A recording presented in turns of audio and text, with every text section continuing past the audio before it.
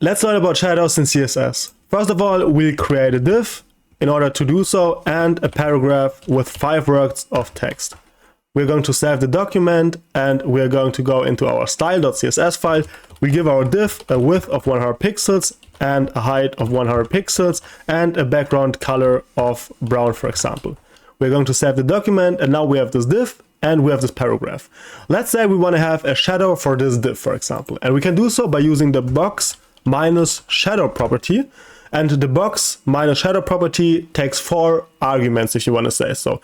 The first one is the x offset, so x offset.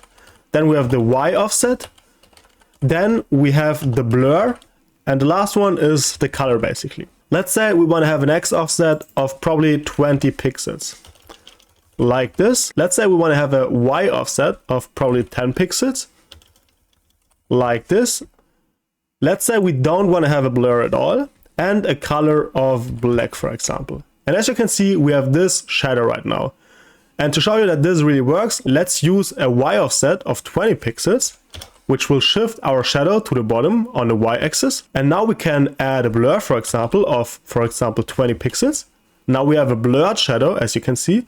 And we can also change the color, if you want to say so, to red, for example. And now we have a red shadow. And you can also use RGB instead of regular color names, of course. Or you could use RGBA if you want to do so. So let's try to give our P tag a shadow as well, so our text basically. And if we just copy our box shadow to our paragraph and save, you can see that this looks pretty weird and this is probably not what we are looking for. So there's an alternative for text basically, that is the text shadow, and the properties are exactly the same. X offset, Y offset, blur and color. So let's use an offset of 5 pixels on the x-axis, 5 pixels on the y-axis, a blur of probably, let's say, 10 pixels, and a color of black to make it easy.